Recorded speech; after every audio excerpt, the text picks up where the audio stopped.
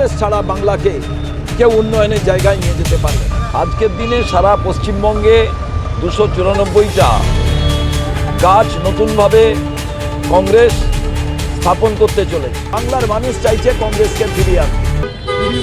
প্রায় 20 বছর পর কংগ্রেস আবার পূর্ণ শক্তি দিয়ে গোটা রাজ্যে প্রার্থী দিয়েছে। কি বলবেন, কি আশা করছেন? দেখুন, আমরা তো দুর্বল ছিলাম। আজকের দিনে সারা পশ্চিমবঙ্গে 294টা গাছ নতুনভাবে কংগ্রেস স্থাপন করতে চলেছে। এই গাছগুলো কিন্তু আগামী দিনে ছায়া দেবে, ফুল দেবে, ফল দেবে। অর্থাৎ এখান থেকে এমএলএ এমপি তারাই কিন্তু পশ্চিমবাংলার উন্নয়নে অংশ নেবে। এই আজকে যে রিসরার আম্বেদকরের মূর্তির পাশ থেকে দাঁড়িয়ে আমার ডান দিক বাঁ দিক যাদের দেখছেন, 2016 সালে এদের সঙ্গে এই সমস্ত জায়গায় আমি হেঁটেছিলাম এবং 65,000 মানুষ দুহাত ভরে জাতীয় কংগ্রেসের প্রার্থী হিসাবে শুভঙ্কর সরকারকে আশীর্বাদ করেছিলেন। সেই 2016 সালে যারা আমাকে আশীর্বাদ করেছিলেন, যারা আশীর্বাদ করেননি, আমি কিন্তু তারপর থেকে লাগাতার এখানে ওয়েলিংটন মাঠে বড় মসজিদের ইমাম সাহেব তিনি এসে নামাজ পড়ান। প্রত্যেক বছর আমি এসেছি। এবছরে আমি দিল্লিতে থাকার কারণে আসতে পারিনি।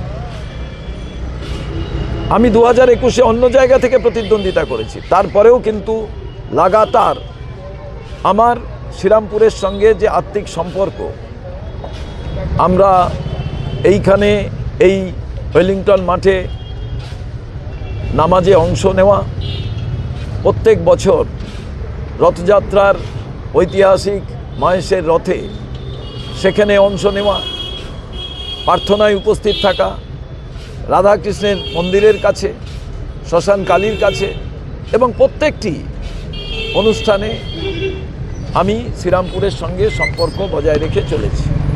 আজ আবার জাতীয় কংগ্রেস আমাকে এখানে মনোনীত করেছে। আমি শ্রীরামপুরের মাটিতে এসেছি। আমি মনে করি শ্রীরামপুরের সার্বিক উন্নয়নে কংগ্রেসকে প্রয়োজন। এখানে অন্য যে রাজনৈতিক দল আছে তাদের কাউকে আমি কোনোভাবেই আক্রমণ করতে চাই না। শ্রীরামপুরবাসীর কাছে আমি মনে করি আমি শুধু কংগ্রেসের প্রার্থী নয়, আমি শ্রীরামপুরবাসীর প্রার্থী। শ্রীরামপুরের উন্নয়ন, শ্রীরামপুরের অগ্রাধিকার যাতে সঠিকভাবে বিধানসভার ভেতরে তোলা যায়, সেই লক্ষ্যে কিন্তু আবার জাতীয় কংগ্রেস আমাকে এখানে মনোনীত করেছে। আমি সর্বস্তরের মানুষের কাছে আবেদন করছি, আপনারা অনেক দেখেছেন, কংগ্রেসকে সুযোগ দিন। কারণ কি বলুন তো, 48 বছর কংগ্রেস নেই।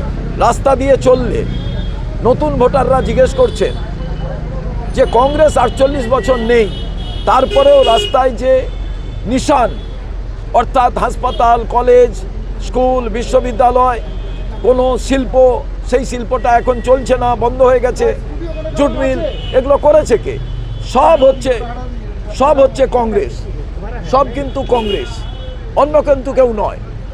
এই জায়গায় আজকে সব থেকে গুরুত্বপূর্ণ বিষয় হলো বাংলার মানুষ চাইছে কংগ্রেসকে ফিরিয়ে আনতে। তারা আর সাম্প্রদায়িক রাজনীতি, বিভেদের রাজনীতি, জাতের বিভাজনের রাজনীতি তারা আর কেউ পছন্দ করছেন না। আর সেই কারণে আমি আশাবাদী শ্রীরামপুরের সচেতনশীল মানুষ, হিন্দু মুসলমান, তারা ভোটার হিসাবে জাতীয় কংগ্রেসকে গ্রহণ করবে। তারা এতদিন আমায় দেখেছে, আমি বেশি প্রচার করব না। আমি রাজ্যের সভাপতি, সারা রাজ্যে আমায় ঘুরতে হবে। আমি এখানকার যারা মানুষ আছেন তাদের, আপনাদের মাধ্যম দিয়ে আমি আবেদন করতে চাই যে আমি আপনাদের কাছে প্রত্যেকটি জায়গায় যেতে পারবো না, কিন্তু আপনারা আমাকে নির্বাচিত করলে বিধানসভার ভেতরে আপনাদের প্রত্যেকটি জিনিস নিয়ে শুভঙ্কর সরকার সোচ্চার হবে। আর যেদিন থেকে নির্বাচিত হব, নির্বাচিত না হয়ে আমি যেভাবে ধারাবাহিকতা বজায় রেখেছি, আমায় নির্বাচিত করলে আমার দায়বদ্ধতা বাড়বে এবং আমি সেই মতো আমার এগোনো স্কোপ হবে। আমি চাই বাংলার উন্নয়ন, বাংলার আইন শৃঙ্খলা ভালো হোক, এখানকার যুবকরা কাজ পাক, এখান থেকে বেকারত্ব দূর হোক এবং নারীদের সুরক্ষা যাতে বজায় থাকে এবং দুর্নীতিমুক্ত বাংলা উন্নয়নের বাংলা আমরা চাই। মালদার বিশৃঙ্খলা নিয়ে কি বলবেন? কংগ্রেসের প্রার্থী তালিকা ঘোষণার পর রাজ্যের পাশাপাশি আমাদের হুগলিতেও একটা চাপা কোথাও অসন্তোষ বা কোথাও সেটা প্রকাশ্যে এসে শ্রীরামপুর পার্টি অফিস ভাঙছে, কি বলবেন? দেখুন, আপনাদের বলি 20 বছর আমরা এই 294টায় লড়াই করি। কিছু জায়গায় আছে যে আমরা 40 বছর লড়াই করিনি, ঝাড়গ্রামের মতো জায়গায়। তো আমাদের কর্মী যারা প্রতিনিয়ত খেটেছেন, কোনো প্রলোভনে দল ছাড়েননি, তারা তো আশা করেন যে তারা এবারে প্রতিদ্বন্দ্বিতায় সুযোগ পাবেন। কিন্তু প্রত্যেকেই কর্মীরাই চান্স পেয়েছেন, কর্মীদের বাইরে কেউ চান্স পায়নি। কিন্তু আরও কর্মী যারা আশা করেছিলেন যে কংগ্রেসে পাবেন, যাদের অনেক যোগ্যতা আছে, তাদের মনে তো দুঃখ, যন্ত্রণা, কষ্ট আছে। কিন্তু এটা তো ভালো করে জানেন যে যে কোনো জায়গায় যখন কোনো কিছু গ্রহণ করা হয়, এটা তো ভোটাভুটির মধ্যে হয় না। ইন্দিরা গান্ধীর সময় মহাকাশে গেছিলেন রাকেশ শর্মা, রবীন মালহোত্রা, দুজনে IQ সমস্ত কিছু পরীক্ষা হয়েছিল। যেদিন মহাকাশে যাওয়ার দিন, সেদিন রাকেশ শর্মা তাকে মনোনীত করা হলো যাওয়ার জন্য। তো এই আমাদের দলে যদি ভোট প্রক্রিয়ার মাধ্যমে প্রার্থী বাছাইয়ের বিষয় ঘটতো, এক ধরনের ছিল। এখানে কেউ বলতে পারে ঠিক হয়েছে, ভুল হয়েছে, কিন্তু প্রত্যেকে যোগ্য প্রার্থী ছিলেন। তার মধ্যে একজন সুযোগ পেয়েছেন, বাকিরা পাননি, তাদের ক্ষোভ দুঃখ আছে। কিন্তু সমস্ত কিছুর বাইরে আপনাদের প্রত্যেকটি জায়গায় লোকে তো বলতো কংগ্রেস নাকি সাইনবোর্ড, কংগ্রেস কিছু নেই। কিন্তু তাহলে কংগ্রেস আজকে তার টিকিট পাওয়ার জন্য এত ব্যাকুলতা কেন? অর্থাৎ কংগ্রেস আছে, এবং কংগ্রেস এই বাইনারি পলিটিক্স, তৃণমূল কংগ্রেস এবং বিজেপির হিন্দু মুসলমানের জন্য চেল্লানো, অথচ হিন্দু মুসলমানের বাড়িতে যে বেকারত্ব আছে তার জন্য কেউ বলছে না। আজকে এরা সবাই ভোট ময়দানে নেমে গেছে, কিন্তু জেনুইন ভোটারের নাম ভোটার লিস্ট থেকে বাদ গেছে। আজকে সাংবাদিক বন্ধু প্রশ্ন করলেন মালদার ঘটনা। ভাবুন তো, গণতন্ত্রের সব থেকে বড় উৎসবের নাম আজকে এই ভোট গ্রহণ পদ্ধতি এবং নির্বাচন পদ্ধতি। আজকে সেই নির্বাচন পদ্ধতিকে একেবারে কবরে পাঠিয়ে দেওয়া হচ্ছে, শ্মশানে পাঠিয়ে দেওয়া হচ্ছে, শান্ত করার ব্যবস্থা করা হচ্ছে। তার জন্য কেউ তো বলছে না। এই পাড়ায় দেখেছেন, একদিকে মুসলমানের বাস, একদিকে হিন্দুর বাস, হিন্দুর বাড়ির ছেলে বেকার, মুসলমানের বাড়ির ছেলে বেকার। তাদের জন্য কেউ মিছিল করেছে কোনো দিন? ভিন্ন ধর্মের জন্য মিছিল হচ্ছে। আজকে এখানেই দাঁড়িয়ে কংগ্রেস মনে করে যে আজকে সমস্ত অন্ধকার মুছে ফেলে আলোর দিকে এগোতে হবে। আর সেই কারণে রাহুল গান্ধীর নেতৃত্বে, খাড়গেজির নেতৃত্বে, সোনিয়া গান্ধীর নেতৃত্বে, আর যত মহিলা সমাজ আছে, প্রিয়াঙ্কা গান্ধীর লড়াকু, তার যে লড়কি হুঁ তো লড় সকতি হুঁ, যে তার আওয়াজ, তার সঙ্গে একত্রিতভাবে কংগ্রেসের হাতের প্রতীকের সামনে এসে দাঁড়াবেন।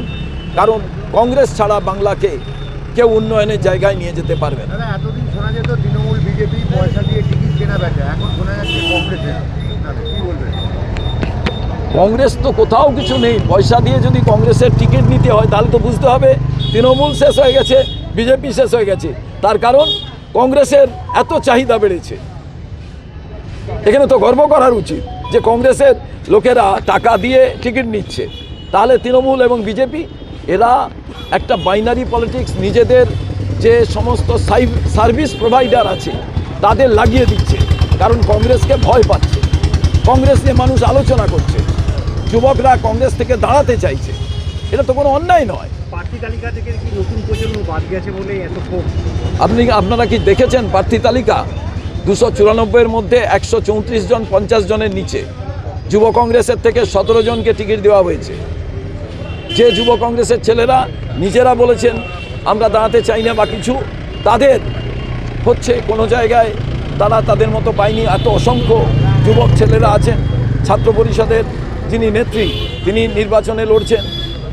4 জন যুব কংগ্রেসের নেতা, মানে একটা লিডারশিপ প্যানেল, তার মধ্যে 3 জন লড়ছেন। এবং প্রত্যেক জেলা প্রেসিডেন্টরা যারা চেয়েছেন প্রত্যেকে লড়ছেন।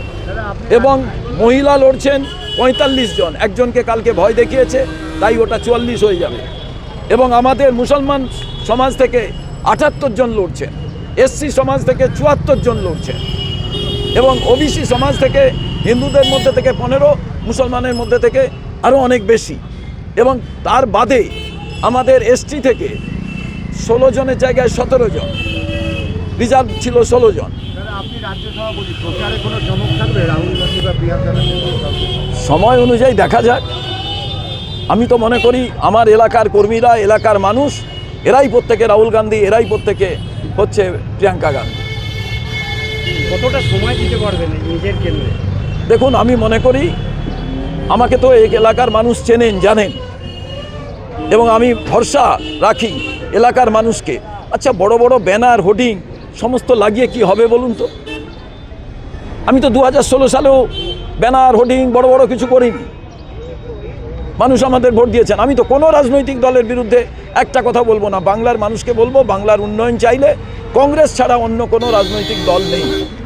এবার সিদ্ধান্ত 65,000 গ্রহণ। ভোট পেয়েছিলেন, প্রায় 10,000-এর মতো, কিছু কম ভোটে আপনি পরাজিত হয়েছিলেন।